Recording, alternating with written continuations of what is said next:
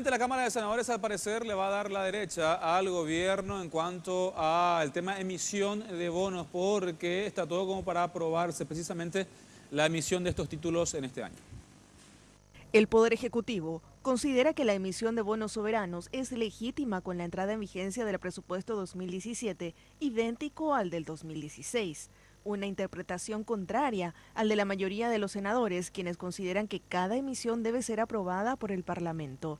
Ante esto, el senador Carlos Amarilla presentó un proyecto para considerar la colocación de dichos instrumentos en el mercado internacional.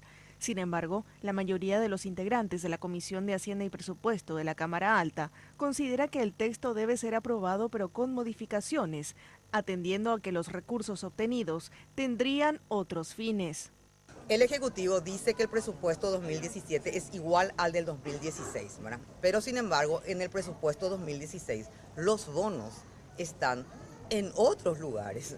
Están en el MOPC, está en Agricultura, hay un monto mucho mayor en Hacienda. Entonces ahora no se trata solamente de una nueva emisión, hay que redireccionar y también sabemos que resulta eso a la gente que quiere aprobar bien, sin ningún drama. En este momento en la Cámara de Diputados hay un proyecto que la parte de nivelación de salario, del salario mínimo de los maestros, de los policías, ellos están reprogramando de los bonos 2016 del MOPC.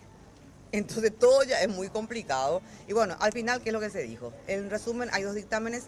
Se pidió que enviemos una nota al ministro de Obras Públicas y de Hacienda que detalle bien las obras que no están detalladas. Si bien algunos sectores mocionaron el rechazo del proyecto, desde la disidencia colorada anuncian que votarán a favor del mismo con modificaciones y que incluso el propio Mario Abdo Benítez solicitaría su tratamiento sobre tablas en la sesión ordinaria de este jueves. Justificó su postura considerando la opinión de las calificadoras internacionales en relación al nivel de endeudamiento del país. Hay que ser también claros porque el oficialismo utiliza lo que dijo la Standard & Poor's y trata de conectar con la validez o no de los bonos. No habla de la validez de los bonos, habla de la capacidad de pago que tiene el Estado paraguayo y yo coincido con ese análisis. Todavía el Paraguay tiene una deuda manejable hoy. Con esto, el Senado legitimará la emisión de los bonos soberanos por valor de $558 millones.